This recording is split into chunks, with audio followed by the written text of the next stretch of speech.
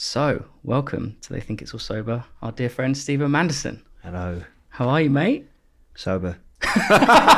Good, that's a good start for this. I felt like having a drink beforehand, but I'm playing. Thanks for joining us, mate.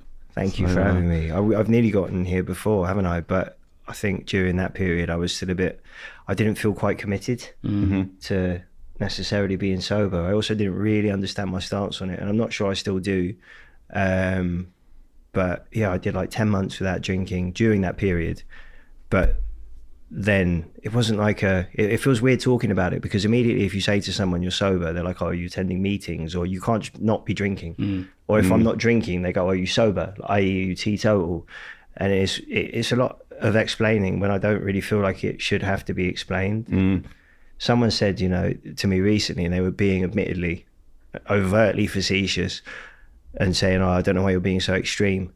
You should find a middle ground, moderation. And I'm like, there's literally nothing extreme about not drinking. Yeah, it's the least extreme thing in the world. Yeah. I am a mild Nando's. I'm a lemon and herb Nando's. You keep on with your XL plain hot. chicken. Plain Nando's. I'll just take whatever spice was on the grill before it. It's one of the things though you have to justify not doing, weirdly.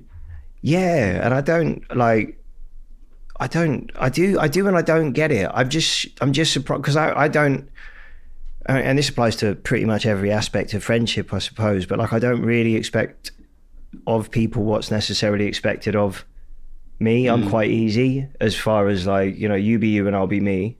And if we can do that in the same space, let's do that. But if we can't, you just fucking stay over there. Yeah. Not you. I was going to say, sorry, I caught your eyes there.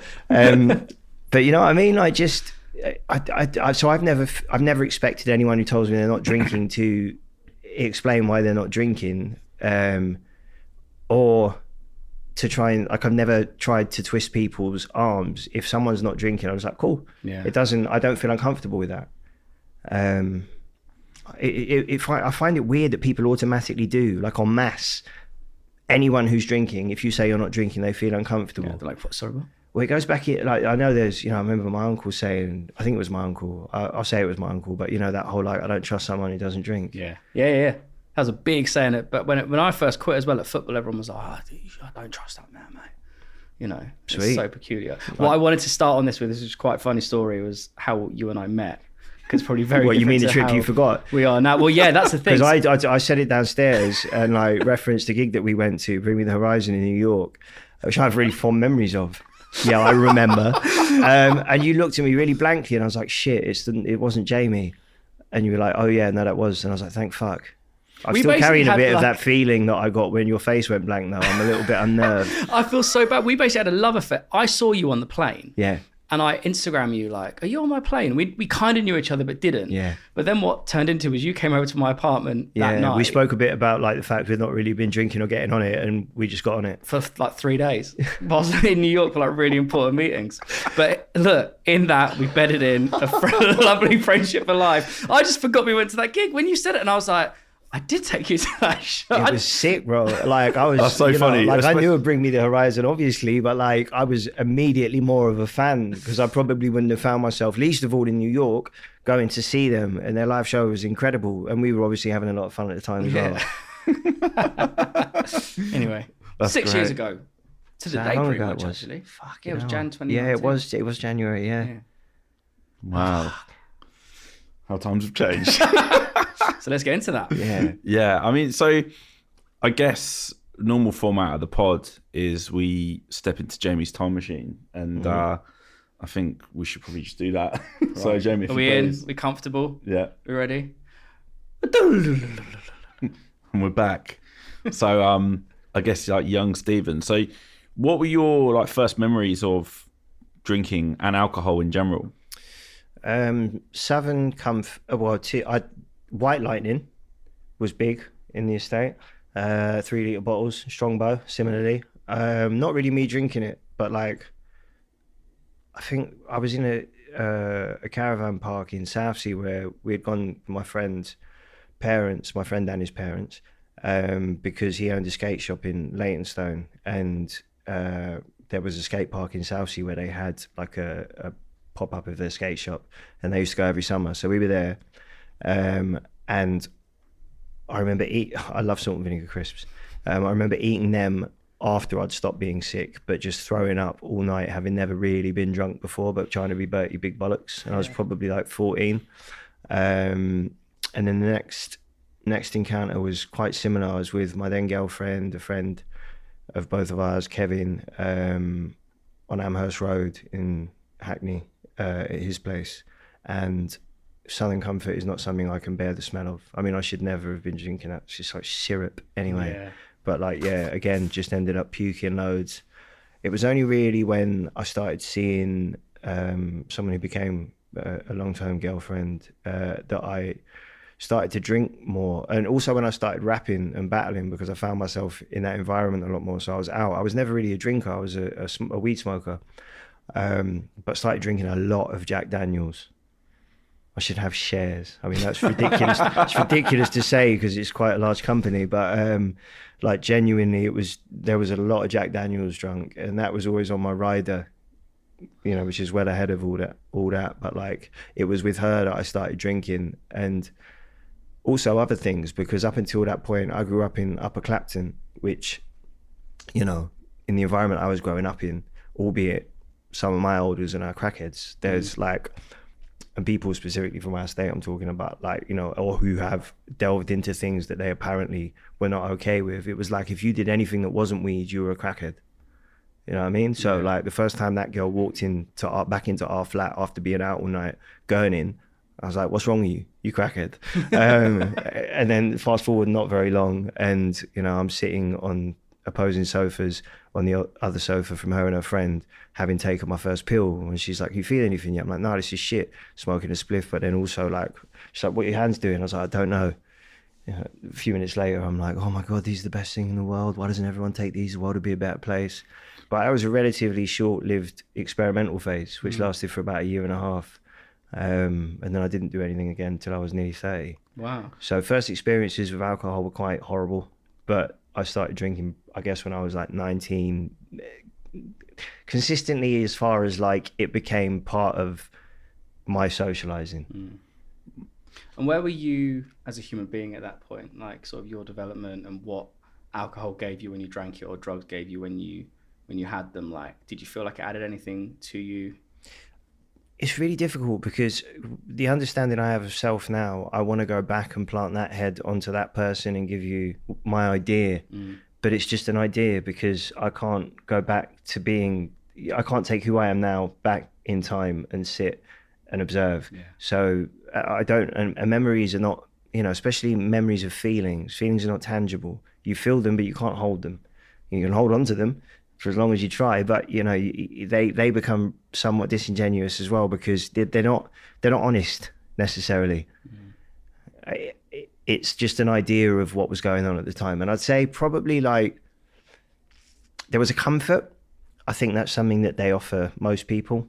But for me, it wasn't necessarily a feeling it was giving me. It was probably, and this is true up until quite recently, making things that I felt that I was overwhelmed by more manageable, not least of all in social situations. I used to think anyone who said they were socially awkward was just a cunt. And now I'm like, no, I'm definitely socially awkward. Growing up, you said you were more of a weed smoker. Mm-hmm. And I can relate to that, because I think drinking for me was pretty similar. I don't think it was until I was properly touring in like the metal world where I really, and that was probably 1920. And before then it was just weed. Yeah. And don't know, it kind of went, I don't know if it actually made me at all more creative, but it's what we used to do. We used to just get stoned and write riffs that we couldn't remember. My thing was always like, I'd write 4 bar, like I thought I had to smoke to write, but like the truth was I smoked from morning till night. So everything I was doing stoned. And the idea of that I was like this functioning stoner, which was quite true of me because I did get a lot done, but I found it really difficult to complete things. And I'd start a lot, and this is true up until really recently. I didn't really realize what that was. I've spoken to people who said, I can't smoke weed when I write, because if I do and I take one puff too many, I'll write 4 or 8. Right, I freestyle most of it, but like I'll come up with 4, 8 bars, and then I'll just listen to it on loop. And I didn't really realize that probably lent more into my neurological disposition, which is ADHD severe combined, which I found out really recently. And then I felt really ignorant when I found that out, because I was like, well, I don't actually know what ADHD is. And then done the typically ADHD thing and read or listened to like everything, literally everything. That was my new hyper focus. I'd had the starter kit for a long time. I was the starter kit. And I was like, whoa, I'm not even like at all unique. This is just fucking textbook and glaringly obvious from my school attendance. Like going back as far as primary school, I went to 3 primary schools, 2 secondaries, a pupil referral unit, was the only cunt in there doing the work and wanting to work, but like also had poor attendance even at the pupil referral unit. I remember Joe Dawson's mum worked there, and I took a day off because I was ill, and she come home to find us in her house having sprayed ourselves with Febreze because we've been smoking weed all day. The old Febreze blanket. Ridiculous. But yeah, so like that I think lends itself to misuse of things. So as you kind of get into your 20s and your music career is developing and going on, sort of how do you find the parallels with drink, drugs, career, fame? Because everything, I mean, I remember when you came through and you weren't an overnight success, but I guess in the eyes of many people, you were. How was that, and dealing with that at the time? Because as you say, like a kid from an estate from where you came from to then, that early stage of fame. So like I wasn't really, like I would drink, but I wasn't doing drugs. And I didn't for quite a long period. It wasn't until like I was 30 in fact. And there was a situation I found myself in where those things were around a lot more. And then I just went, oh, fuck it. And then my 30s were just pretty much like work. And the good thing I always had was that it wasn't an everyday affair. I wasn't waking up and doing things. I was never leaning on drink or drugs to that extent. I stopped smoking weed when I was, at the same time I stopped pretty much everything. When I was 24, when my dad took his own life. And I didn't want a crutch to deal with that. I wanted to feel what I had to feel in that time, and I very much did try to go back to weed, and it slapped me. It was just like, you think you could just come back after all these years? Nice try. Absolutely fucking. I don't care if you've named your career after me. Yeah. Used to sell me, use me to make money. I basically wrote all your hit songs. You're nothing without me. Yeah. And then it just went, but you can't have me back anyway. It just slapped me. We just was like, I'm just going to make you ruminate on all the things you don't want to think about. That whole kind of idea of it just being like this relaxing substance which lets you unwind and relax. It was not that. It was just like rumination on steroids. And I realized quite quickly that's not very good for my head, because I struggle with that anyway. It's interesting as well, like when you speak about grief, because we found with a lot of our guests that's kind of been a catalyst to actually go worse.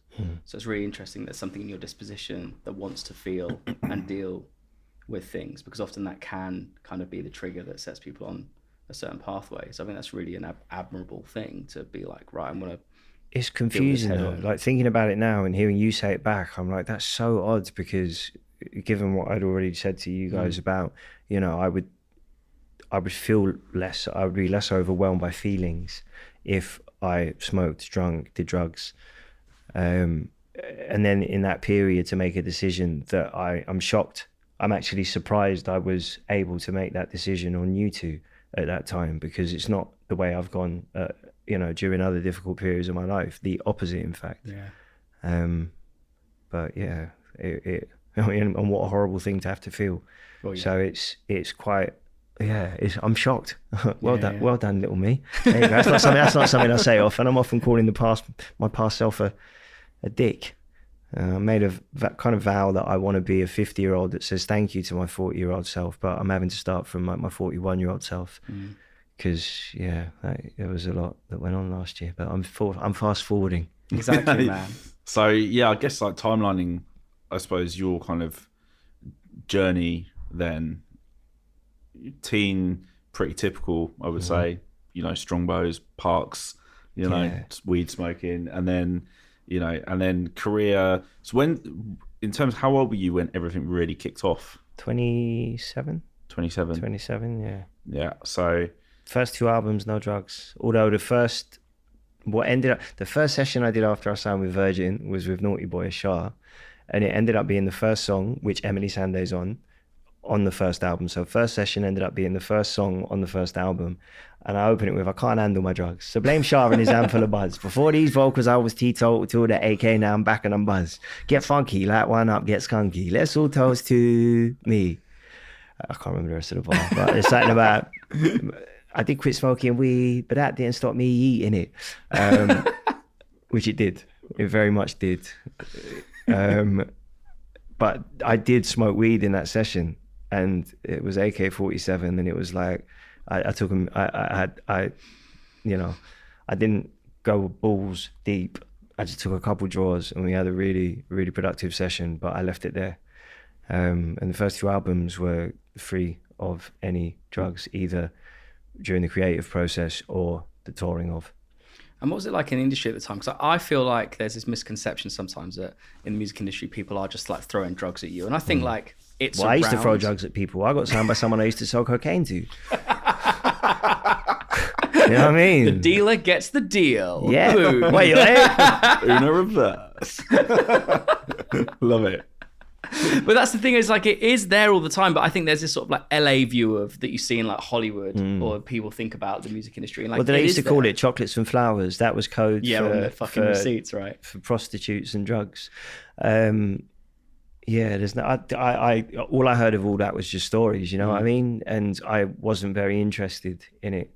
I was quite keen to just get stuff done, and that didn't last. But for the time that it did, I'm really grateful for, because I struggled during those periods anyway, because understanding, me now, and what I enjoy and what I don't, I was thrust into a situation where I had to, and I'm for, like, people always talk about putting a mask on and it being negative, or masking and it being negative. I think it's required. When you leave the house, there are things that you're inevitably going to encounter that you have to puff up your chest and get on with. It's not everyone's business if you're having a bad day or you've had a bad night's sleep, and it can quite easily become everyone's business if you lean into the fruits of social media, which I've been guilty of at times. And I think there is situations where masks are really useful, but having to do that all the time because you don't realize that you're putting yourself in situations that you're not comfortable with is exhausting. And then it easily becomes a crutch. You're running away from something, but you're running to something else eventually. And there's a tipping point, isn't there? And I had a rule that I was smart enough to have an idea of having, but I broke it. And it was just, if you're somewhere that you have to have a drink to stay at, or to tolerate the people that you're around, then leave. Yeah. And I just didn't. And then it would end up back at someone's kitchen table or mine, and all I was facilitating was socializing that I didn't want to do. It's fascinating. We talk about that all the time. Like the amount of times I've been sat around a kitchen table at like 5 or 6 in the morning, or had people around my house and just thought like, I don't want to, I'm just literally sitting here waiting for you to leave. And you're just like dumping this trauma on me, which like, cool, that's your thing. But it'll be like, I remember when my aunt's dog like fell off a cliff in Dover and I was so upset about it. And I'm like, that's cool. Like I could just whip out my guns here and be like, trauma. But I'm like quite happy just sat here. I was like quite a silent user. I never really got that like thing. And then when you're around it and you're just like, I'm just facilitating everyone else's fun. Yeah. But you're also the enabler, right? Like people talk about, having enablers around them, and I think that's bollocks. Like I was the enabler. Yeah. I wasn't trying intentionally to enable anyone, but I was doing what I thought I wanted to at the time and didn't really understand the reason for my want to do that. And like now looking back on it, it doesn't make sense. Like my schedule was so crazy for so long, and it was exhausting on its own without then getting a night to myself and not wanting to spend it at home on my own, and not that I was like some lonely, you know what I mean? But like, when I say that, I could have chosen to do that. And now that's what I would choose to do because I value that over anything. Yeah. Solace, you know, like quiet. But I would go and have a blowout because I needed a blowout because I'd been working so hard. And I did work fucking hard, you know, but like that was just like, I'm just like, it was so fucking stupid, bro. Like in what world did I need a blowout? There was no real release because all it was doing was making the work that I was going to have to go back into with a face on, with a mask on, all the harder because I felt like shit. Yeah. It's so weird, isn't it, how like our reward systems in certain situations was to drink and get fucked up. You're like, oh, I deserve this. Yeah, but then I used to get taken to McDonald's for a treat. That's fucked up too. Yeah. Do you know what I mean? Yeah, like we get a Happy Meal. Yeah, we learned. Do you know, like fucking, how do you market that shit to children? I mean, so I've got a child, and I'm like, absolutely, he's, you know, my mum got me a funny birthday present last year. It was a tote bag that says, I had a birthday party at McDonald's. I still got visions of the Hamburglar just behind me. Yeah. Mate, I think behind you. Yes, Ronald. I mean, that's That's fucked up. I mean, Big tasty. that's something I guess we can come on to. Like, I mean, kids is a whole nother conversation of like how to, because I know that my boy's like biggest vice and what he plays for is sugar. And it's like, it's really difficult trying to curb him off the sugar train. And, you know, he's in his head, that's his like reward systems. He wants a treat, whether that exists as like, I mean, it's a bone of contention in my house, and I'm not saying that I don't give him stuff. I said I never would, but like, I don't want to bribe my kid to do a basic necessity, anything that's a basic necessity, i.e. eating. yeah. So no, you're not going to get a snack if you eat. That's not what we do. You're not gonna, it's like people, you know, I grew up with being told, finish your food and you can have, and it's like, so you're going to encourage me to develop a really poor relationship with food by way of, I'm now going to overeat in order to then have something that I shouldn't eat. It's crazy. Like you have to, and people are like, oh, what are you being so strict for? And da-da-da-da. Like, one, let me parent. Yeah. Don't judge, and don't judge me in the same way that you don't want to be judged. But I guess in that, it highlights a feeling that people get when they see someone doing something they're not, i.e. sobriety, and it triggers something where they're made to feel uncomfortable because they don't want to address themselves. Yeah. And I'm not sober to make anyone, like, I'm around people still doing everything. And that's a luxury. I said I'm going to stop, and I did because I wanted to, and I needed to at a point, because it became a crutch for things that I wasn't dealing with and feelings I could not sit with. And it's really, I mean, it's not coping. You know, you survive however you have to at a point, but I do worry about points at which I could not have, you know? Well, and that's the thing, isn't it? When you've been up, especially on the bag all night, and then you go to bed on your own at 6 a.m, that was when my brain was at its most dangerous, because I could have had the funnest night in the world, but then you go home and you're on your own and the birds are tweeting, and it's just like, just the darkest of dark places. It's horrible. There's no redeeming quality, like there's no return on investment. There's absolutely no fucking ROI. Especially not on that one. No. You know, up for 3 days, get home, trying to knock one out to get to sleep. Like, it's just like page 97. Do you know, yeah, you've got how many tabs open? It's just fucking gross, man. And I should, like, Jordan Stevens makes a really, really fucking good point about like an immediate, or what should have been an immediate red flag, in that I do a line of cocaine and things get quieter, and I become quieter. Like, and not because you've done a Turkish eyebrow and you're mute, but like, because things actually get quieter. And now that I take medication for ADHD, and I'm fortunate in that there was an immediate noticeable benefit for me, and that's not the same for everyone, but there's quiet. I have clarity of thought. I don't make a decision or have a conversation, like a fucking micro interaction, and then my brain decides that it's going to obsess over did you actually interpret that correctly?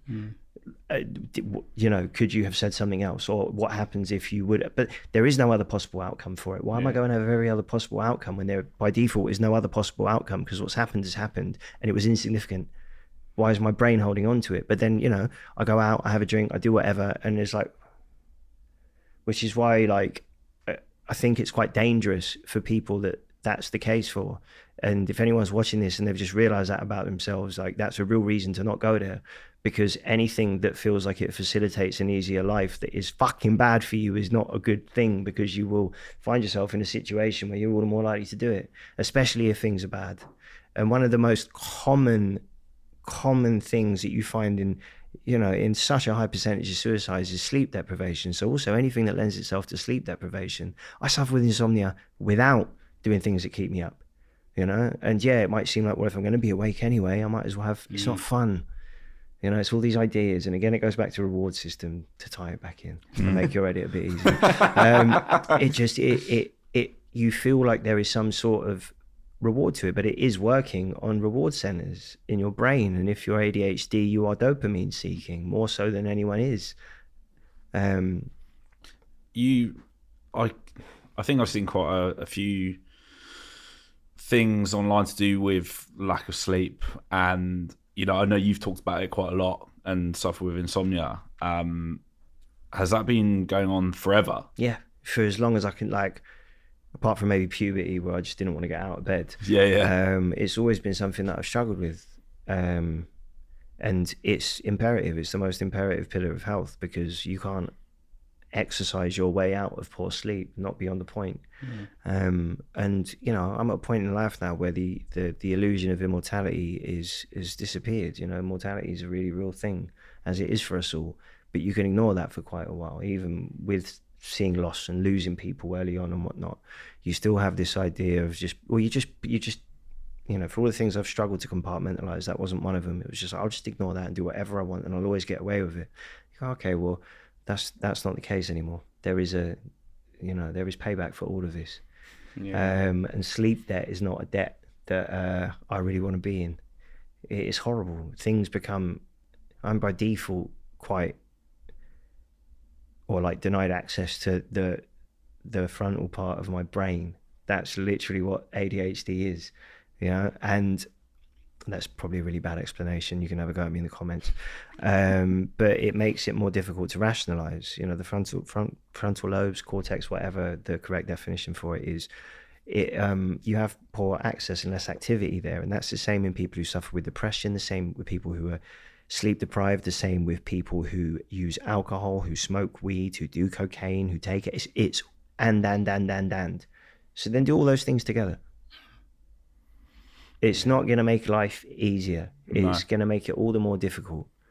But I think it's good to have contrast, because ADHD medication affords me an idea of what it's like to have access to that part of my brain, or sufficient access to that part of my brain. And life is so much more tolerable. Like a sickening amount. And that's part of, I guess what a lot of people go through with their diagnosis late in life or later in life is like, fuck the life I could have had. Because everything was exhausting for me. Everything. And being quite a bright kid, I learned early on how to, interact, what was socially acceptable, what fits here, how am I best to respond. And I like words, I like language, I like debate, so I can have a conversation. And those things enjoy is perhaps not the right word, because I enjoy them when I'm selfishly allowed to choose who I talk to, and have those conversations with my work, when you're having to do promo and answer the same question over and over and over again. It's actually it's more than just the process of sitting down and doing that interview. It's where do I, how disingenuous am I being when I feel so disconnected from what I'm talking about? And there's an element of that which is really positive, because the more present something is, the less power it has over you.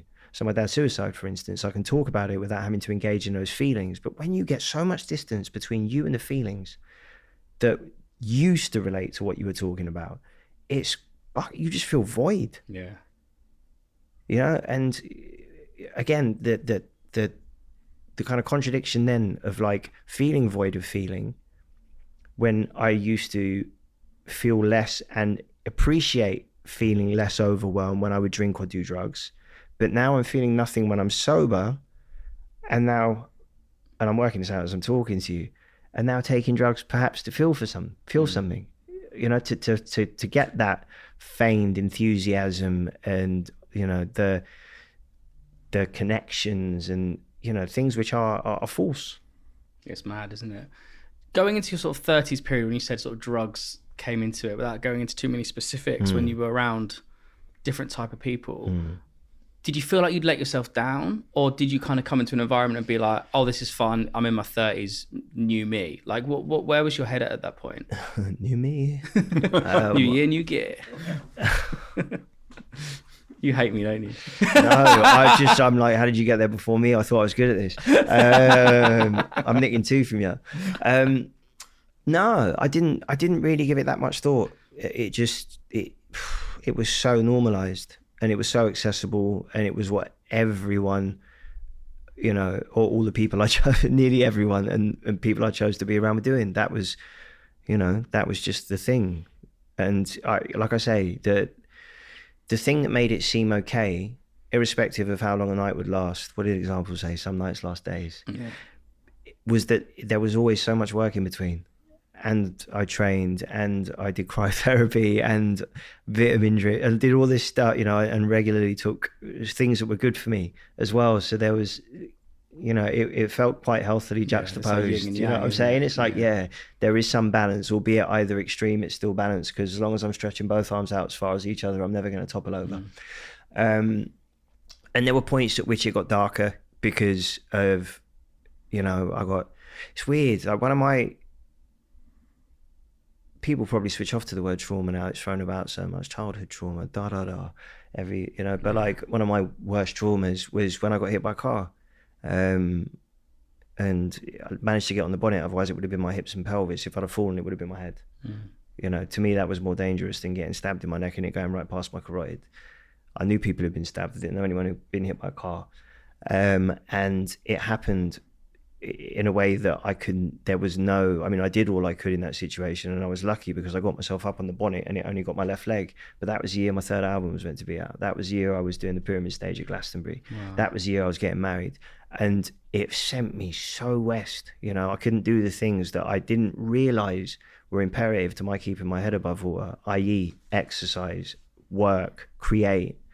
All of that was taken from me immediately, and with the addition of being put on painkillers, I felt like a fucking smackhead, a dribbling smackhead. Like, you know, like it was fucking grim. And I stopped taking them well ahead of when I was told to, because I was just like, I'm not going to get better. I threw my crutches away and started, which was a ridiculous thing to do.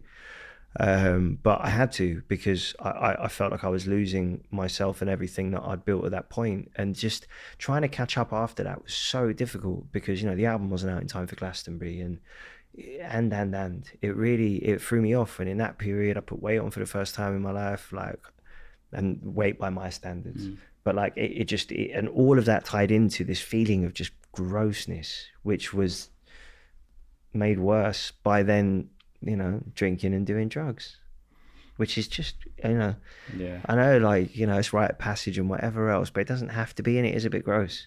Like when I think about how grotty some of that, like, it doesn't matter if you've got a £3 million house, you still, you know what I mean? You still fucking, mate. What was your, because me and Jamie talk about this all the time. I think from when I clocked that my relationship was probably relatively problematic with drinking, like more so for drinking than me than drugs. But it was probably not until 5-6 years after that I stopped.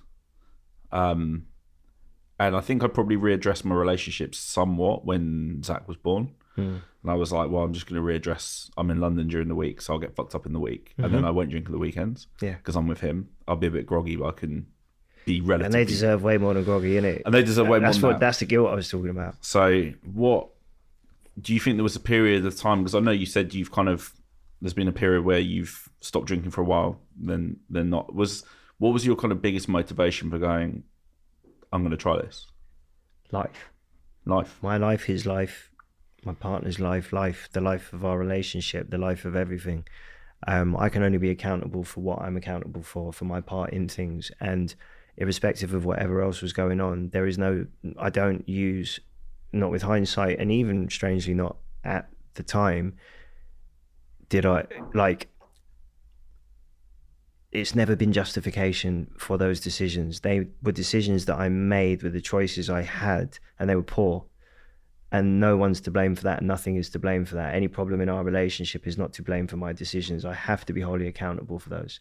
I have to be culpable, and I want to be, because the illusion of, well, if that stops, then I'll stop this. Well, what if that doesn't stop it? You're just going to continue and fuck everything. Yourself, your health, your ability to parent, your ability, your forecast as far as the time you're on this earth. Like, you're nicking from all of that every time you self-destruct. And the big red button is a very real thing. And it's why I think something that's not discussed enough actually is the difference between addiction and depression, or addiction and stress, or addiction and life. Because I don't know how necessary abstinence is for everyone, but there are definitely periods of my life where abstinence has been necessary. And that's not to say that I'll never drink again. I was quite scared coming here, because I'm like, does this put a stamp on me having to be sober forever? And I might be, because I'm really enjoying this. And I don't feel whatsoever drawn towards the idea of, like, I might have a joking conversation and go, oh yeah, no, I'm getting itchy feet. Yeah. I'm not, mate. I'm not. But like, it's a tough one to talk about, because especially being like someone who has an audience, because if I parade myself as sober, someone attaches their sobriety to mine, irrespective of how wrong that is to do. They do that, and then I'm seen with a drink and they blow their top, and I'm to blame for it in their eyes.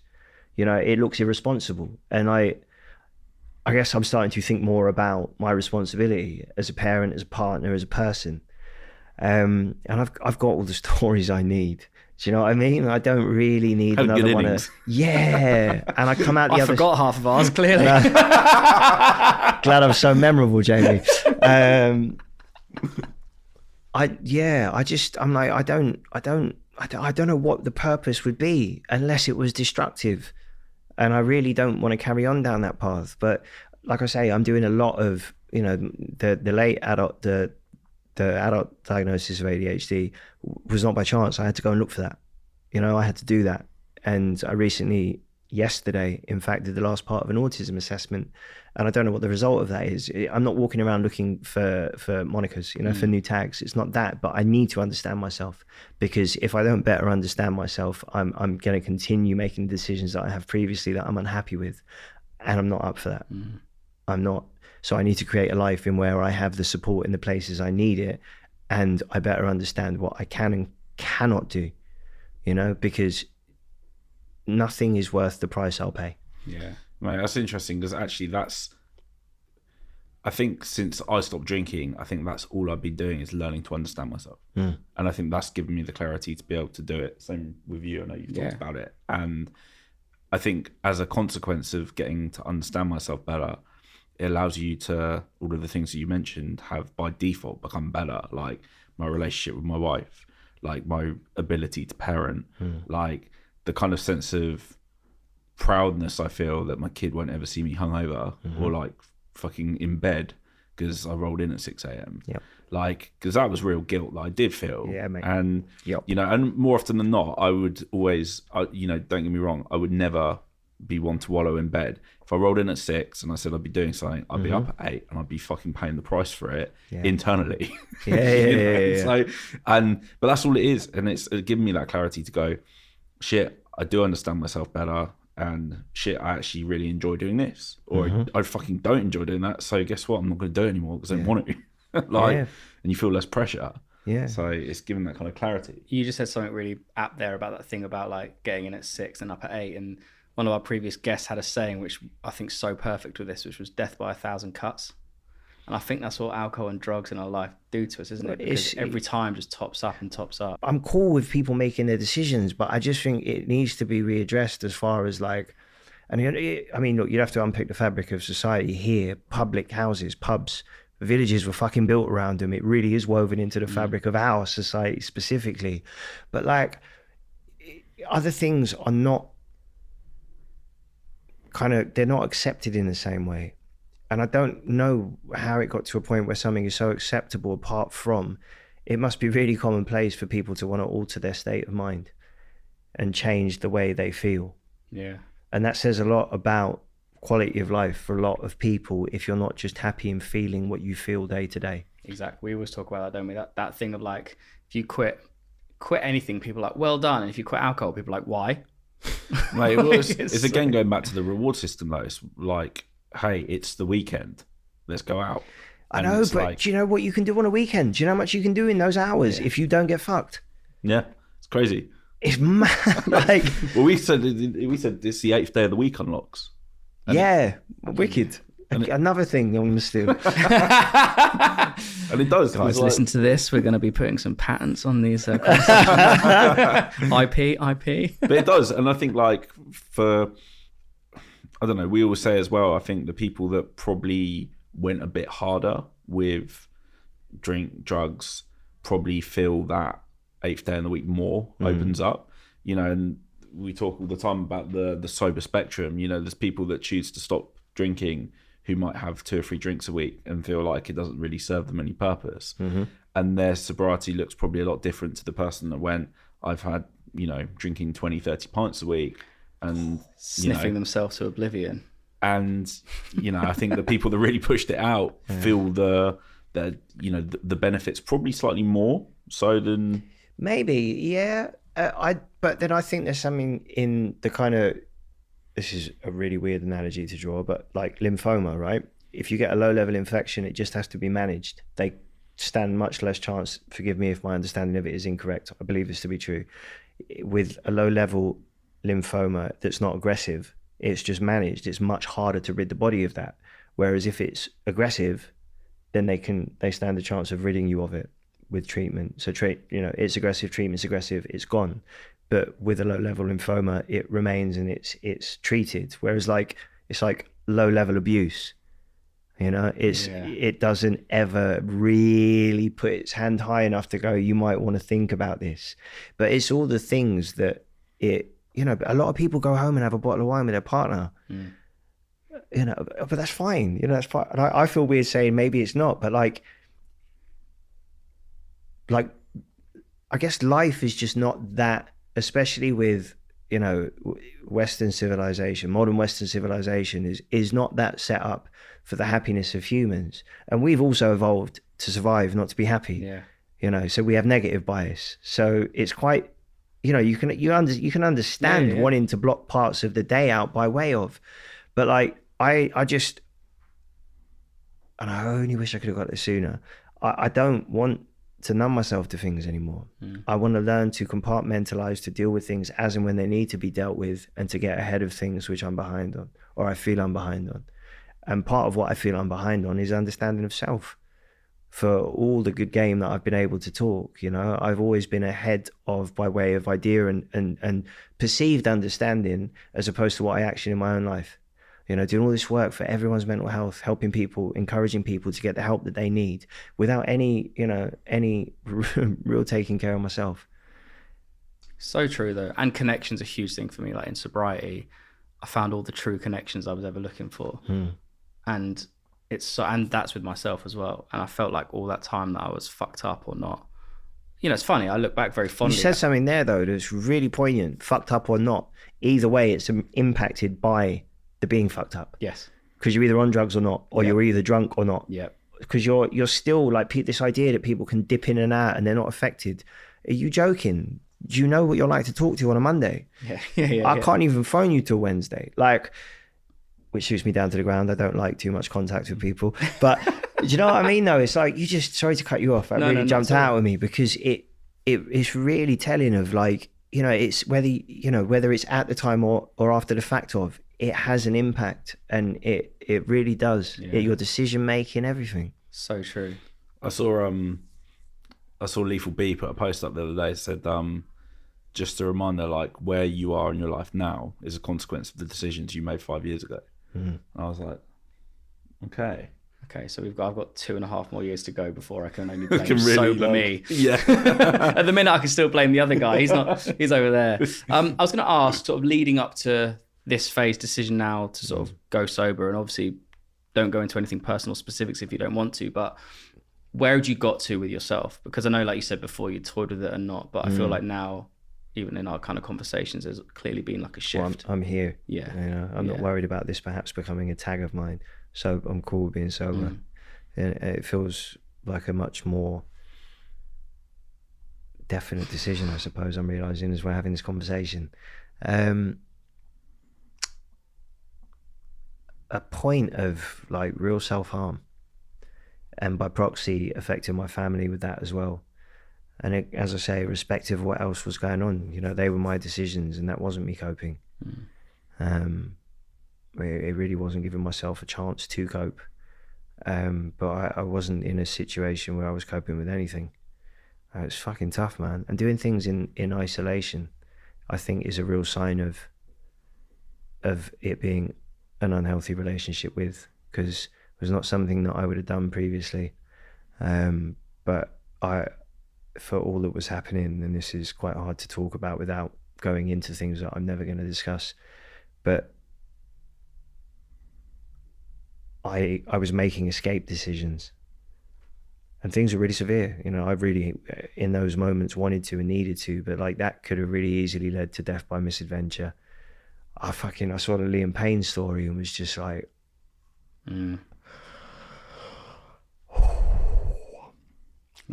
it's really possible, you know, that in a moment of despair or stupidity or escape, or this perceived notion of a good time, you know, it scares me to think about how close I could have been at any given time. It really does. And I think, you know, it's probably quite scary for a lot of people to hear that and maybe think about their own shit. But, you know, the only thing that you'll keep doing if you don't address those behaviors, if they are extreme at all or for the wrong reason, again, another rule of mine that I had that I always broke was, it's fine if it's to enhance but not to escape. That's 2 E's, by the way, which is also what used to be a good night. So you got one in there. Yeah. 2-1 Jamie at the moment. But fuck time. It. But yeah, sorry, I've lost myself a bit now. But you know, it's what I guess what keeps on happening when you don't address that is it's easier to just repeat. What's the saying? You know, you'll always choose a familiar hell over an unknown or whatever that actually is. But you know, I think that's really true to substance misuse, because it is a familiar hell. Yeah. But it's what you know, and you know, you're going to have to, well, you don't have to, but you're most likely going to change, you know, a lot of what you do and feel quite isolated for quite a long time if you do decide to stop doing the things you're doing. Because try being in a pub past, I don't have a time, I have a volume. So like when someone shouts at me that's that far away from me, it's time to get the fuck out. I'm out. Yeah. I'm out. So then you're going to find yourself with time that you don't normally have, and that you have to find things to do within, like, in that time. But there's so much to do, because actually for me, I just go to bed. I fell asleep with my son last night at 8:30. I woke up this morning at 8 o'clock, like 11 and a half hours kip. You're like, insomnia's a fucking myth. What have I been doing these last 25 years? And you've got more like that. Those hours in the day are fucking gorgeous, even when it's not, you know, even when the sun's not up at this time of year. Like if I wake up at 5, I've had sufficient sleep. I do that with 8 hours. And, you know, my son's not up for 2 or 3 hours. Neither is my partner. I'm like, okay, I go down, you know, I've got just time to do nothing. You know, doing nothing with time is a choice that is a luxury, and it's fucking gorgeous. And it also is important to all my friends who may be watching. That doesn't mean it's free time. The time that I do nothing with is not my free time. Leave me alone. And it's like, you can have that if you don't, even like doing more seemingly harmless things like, okay, my son's gone to bed, what program can I watch to claw back an hour? I'm not clawing back fuck all. I'm wasting an hour. Like that feeling of waking up in the morning, having energy for the day and being optimistic about it. Yeah. Looking forward to getting up and getting out, because I'm not waking up dragging my feet behind me going, oh my God, what have I done? Yeah. Oh mate, I love that. And it's good to see you in this space. It's amazing. What were your first, you know, you made your decision, gonna go sober or whatever you wanted to call it at the time, whatever label. How was that first week, first month for you? I think I'm really fortunate. And then when I get to a point of I don't want to do that, I just don't do it. it was, you know, like I didn't bother telling anyone because I imagine people to just presume that it was, you know, everyone gave up everything every Monday and then did it again on a Thursday, Friday maybe. That's Thursday, come on. Yeah.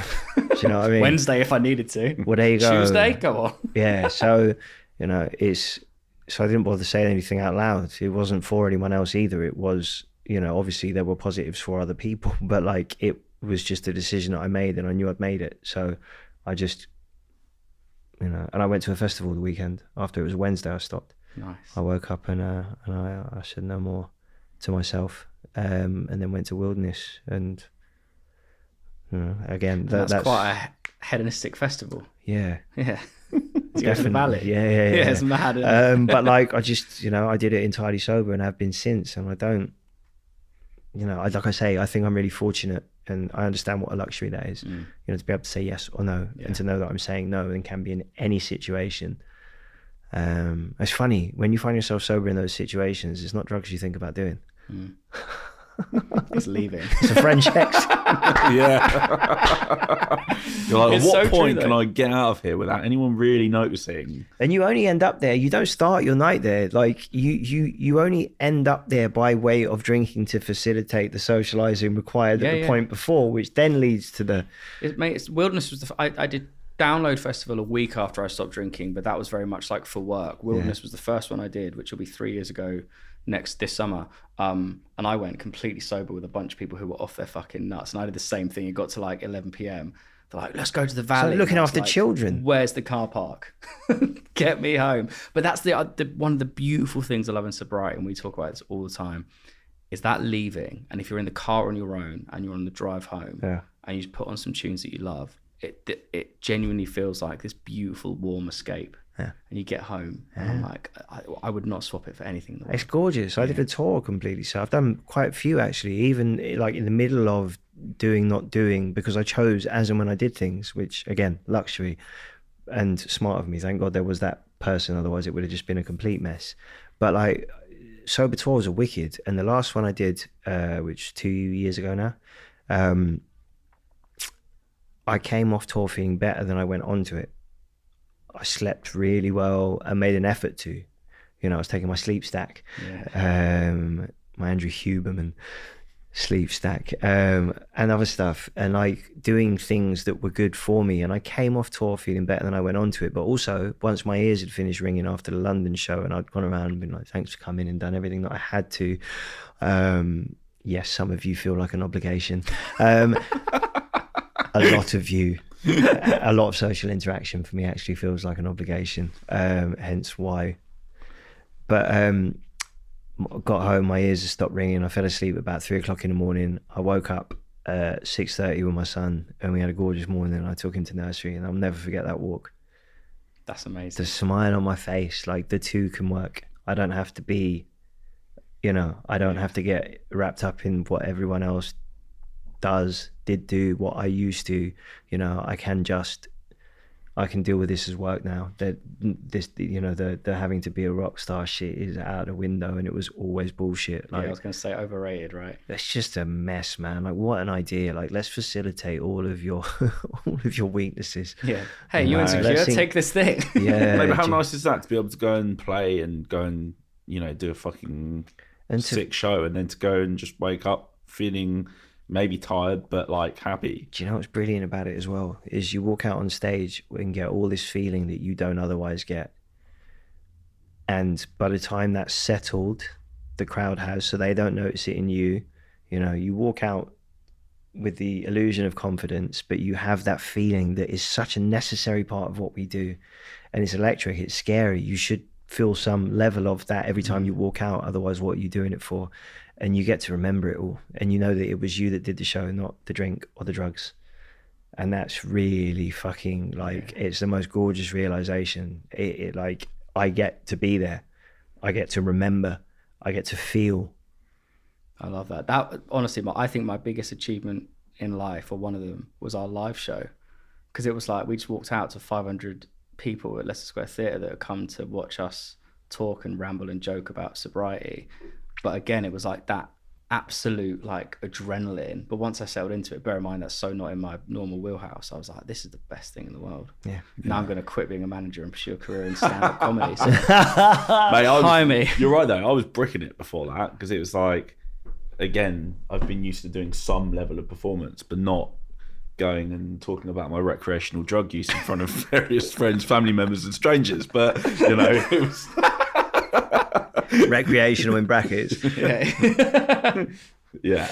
But no, I mean, that's great. And I guess, you know, the reason we started doing this podcast was that we thought, I know it sounded cliche, didn't it? Where Jamie was like, we should do a podcast. And we were kind of like, two middle-aged white boys doing a podcast. Here we go.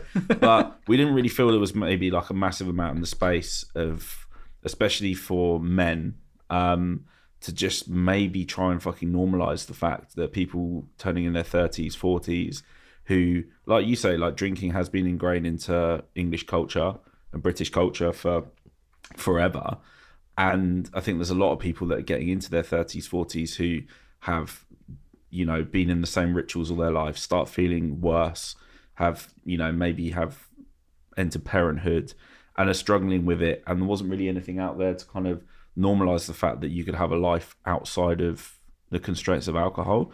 So we started it, and, you know, it's definitely resonated with a lot of people who have come into a similar space and gone, I need to change something, like, but how do I do it? What do I do? There are resources out there, and there's some amazing resources out there, don't get me wrong, but this felt like something that we could do as two regularly, like, normal guys who and probably enjoy... seen as quite functioning throughout any of whatever went on. Do you know what I mean? It's the danger in it, isn't it? It's like, I'm good at it. Anything I do, I just smile. Yeah. You know, I'm not like, I've got to avoid dark liquor because I get violent. I just get happy. But it's not real. Yeah. It's so true.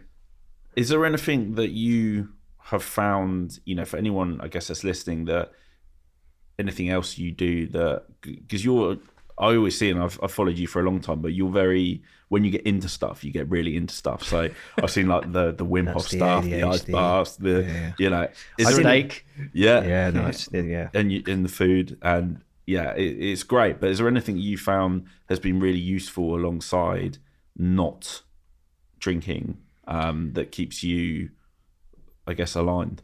I'm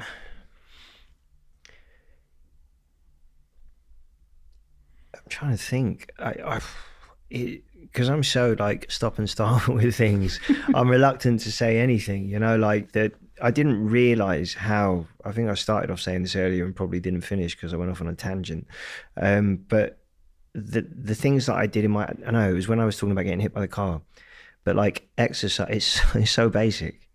And it's also like when people talk about being depressed, and these might be the hardest things to get right or to get in order if you feel how you feel already. But like, I think if you don't have sufficient sleep, eat well and exercise, you can't really say you're depressed. It's only if those things are in order that you can then go, okay, well, I'm still below baseline.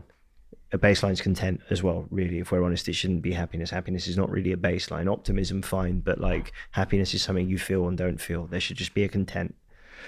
Or feeling of content. But like, is, you know, I didn't really realize, like, I knew how effective cold water was for me, but I didn't realize it was because I had ADHD. It made my days more linear and still does. So, you know, it's so easy to turn off to all this stuff because, you know, it looks so middle-aged, middle-class and white, but there is genuine benefit from leaning into somewhat discomfort, and I think by doing that with cold water, with saunas, heat therapies, with exercise, it makes the day more manageable by default because you've already done something quite hard if you front end your day with it. And you know, I get that it's quite hard to get those things in order if you already feel low, but you have to make a decision. You're making decisions every day. And if you start your day with a decision that is for your benefit, then your days are probably going to slowly get better. There is no magic pill. It's just trying to do things consistently and managing to somewhat without setting unrealistic expectations of yourself. which I'm really bad at. And which is why like there's been so many starter packs over the years. Like, must get the gear, that will make me all the better and keep me on. And then obviously like it's just in the attic, like making up mess. I just wanted to touch quickly on like creativity and music, because obviously you're having like a really amazing viral moment the other day. You said kind of by accident. Yeah, I put a whole song up by accident. I meant to put a clip of it up, and I put the whole song up, and now I've got to release it ahead of the single that I'd actually planned to release. It's called All of Them. It's out now. Click here. I wanted to ask though, because we sort of, you know, I'm not a huge like fucking the universe works in mysterious ways thing, but we talk about it a lot. And I know in my own life, like sobriety, whether it's conscious or subconscious, has enabled me the space to just be better at my job and thus create opportunity and being way more successful. Mm-hmm. Do you feel like in this new period? Nothing good happened to me for a long time, bro. Yeah. And maybe it did, but I didn't see it because I wasn't positive myself. I wasn't optimistic. I wasn't content in how I felt. So I felt like shit. And it was just a self-perpetuating cycle, like, you know, not enjoying what I was doing, because parts of it I actually didn't enjoy, but the other parts of it I couldn't enjoy because I was on a come down, or, you know, like poor, you know, wasn't getting sufficient sleep, not because I was staying up doing anything, but just off the back end of having done. So 2 weeks later, you know, I'm just about starting to feel good again, back in the gym, not breaking promises I'm keeping, not breaking promises I made to myself. You know, letting myself down secretly, which I did a lot of, without the letting down of other people that I did, but like, you know, having to cancel and being flaky and I noticed patterns in myself now, like, oh, that was really important. So I went and got fucked the night before and fucked it because I was anxious about it, because I didn't really, you know, want to confront something in myself that I don't enjoy a lot of what I had to do around the success of my music.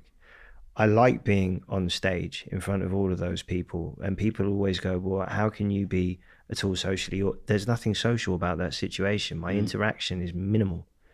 You know, people are watching me, but there's, you know, I look to a few faces and they're the people that I have a connection with for that show, and it's past. I wouldn't enjoy being in that crowd. No matter how much I like the artist, I wouldn't enjoy being in that crowd. It's not something I enjoy. And that's the same for crowded rooms, especially where everyone, you know, people do want to speak to you for whatever reason, and it's weird. Life's weird for me, and has been for ages, because people know me, I don't know them. You know, so it's not this like paranoid delusion of like, oh my God, people are looking at me. They are. Do you get it in the street a lot of people? Yeah, but and is like, that weird thing where you'd almost rather someone be like hi than be like silent? Yes, but it's much less sycophantic now because people have grown with me. Right. So they're older, and also because of the work that I've done around mental health and the documentaries around social issues that I either encountered or witnessed.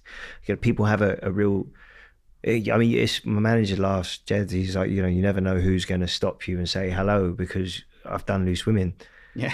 Like, it's pretty mad. There's no way to talk about that, There's no other rapper been on Loose Women. I'm really proud of that, bro. Yeah, it's sick. One of the scariest things I've ever done, because they can tear you apart. But yeah, they are. Fortunately, I charmed the socks off them.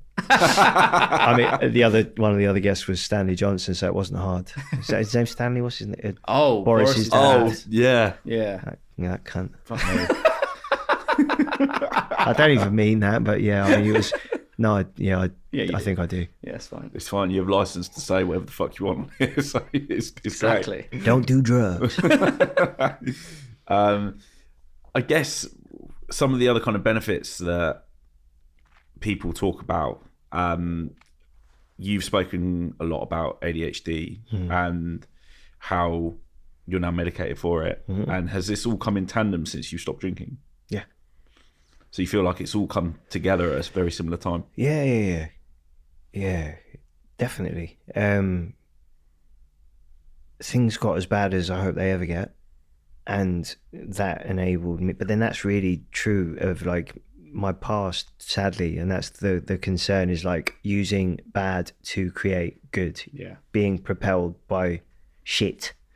You know, and that's why I think the red button is really dangerous for anyone that's overcome adversity, because you might feel like you require adversity. There's such thing as, you know, like a trauma addiction, being addicted to that trauma, you know, self-sabotaging without even realizing.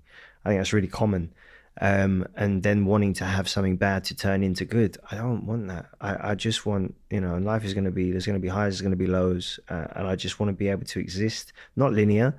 That would be boring. Yeah. But like, I want to not have to attach myself to each and every one. And, you know, 2 weeks, 2 years after something really inconsequential or insignificant happens, for it to pop into my brain when I'm going to, and I'm never going to be completely free of that. But like, to be able to reason with myself and be like, well, that's useful and that's useless. Go away.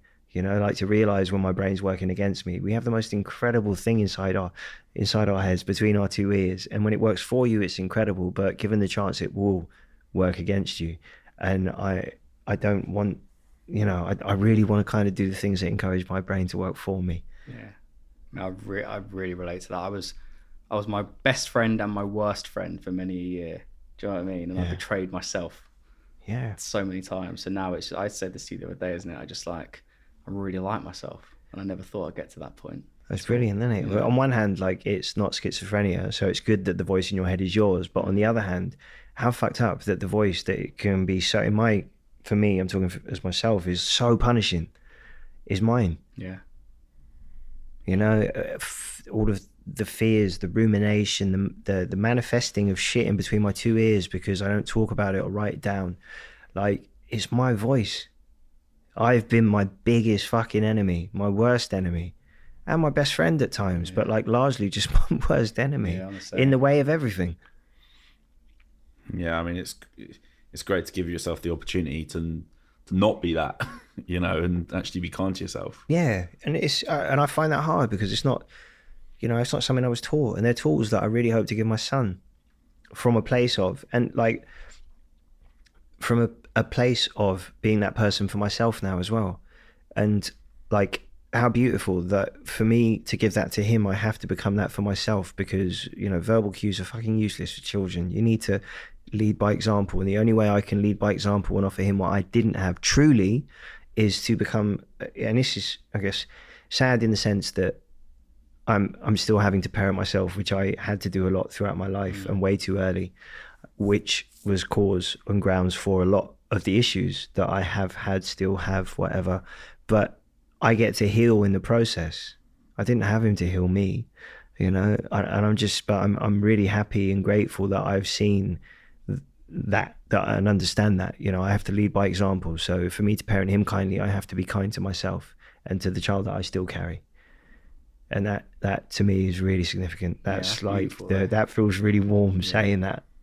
Like, I'm fucking proud of that. Yeah, good. Mate, that's amazing. And love that. It's one of those things that, like, I have the same thoughts as well. It's not something they'll really know and appreciate, that change in yourself, because they won't know any different. It'll only be a good thing.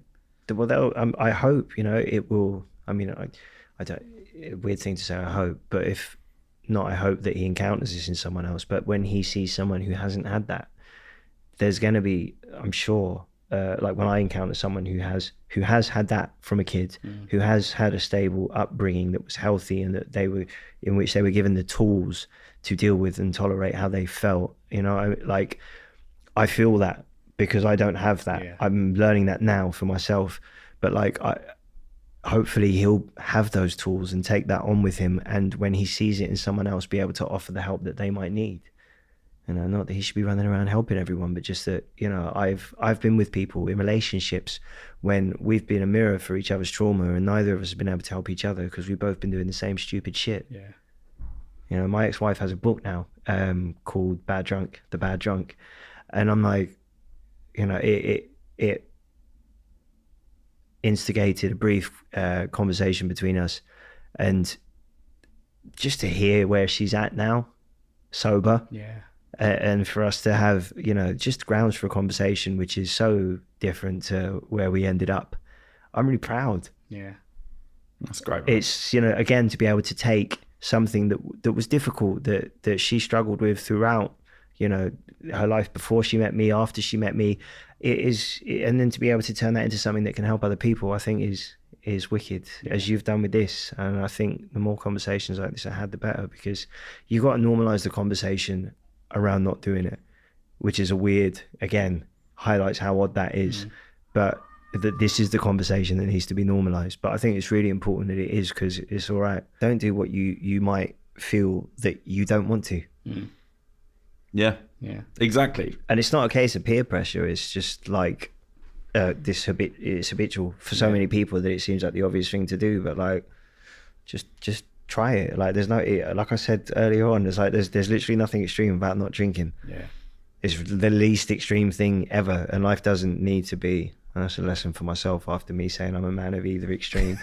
It doesn't need to be. Although that, oh God, now I'm like, shit, you know, if it's either extreme, then it is an extreme. It's not. There is nothing extreme about not drinking. And there's literally no harm in trying. Exactly. And I think like one of our earliest guests, Jimmy Watkins, was like, I think the biggest thing that people go into this is almost like fear of they think, oh, what am I going to lose by stopping drinking? And he was like, it's not about what you're losing, it's like taking on new things. And that's where you get to actually really discover who you are. Paddle.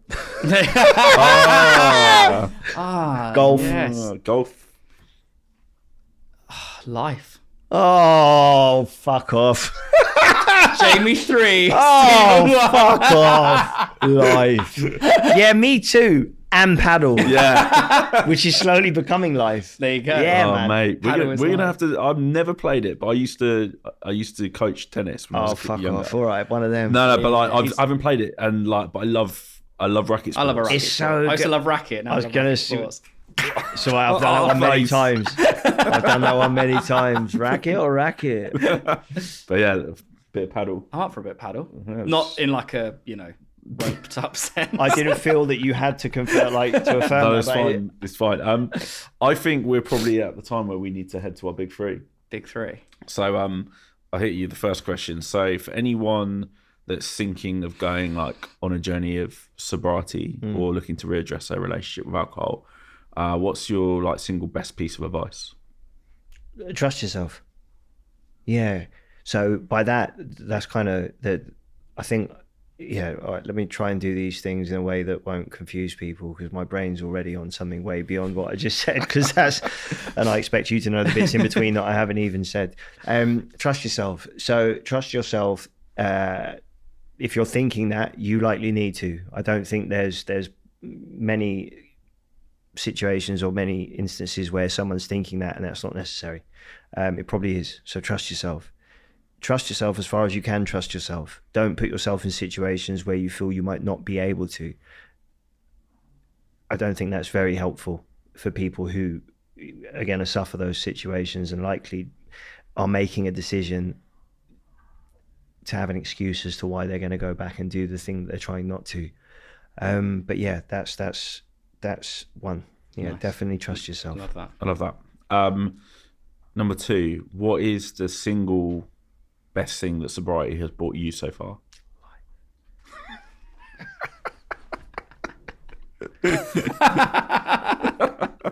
Oh, life.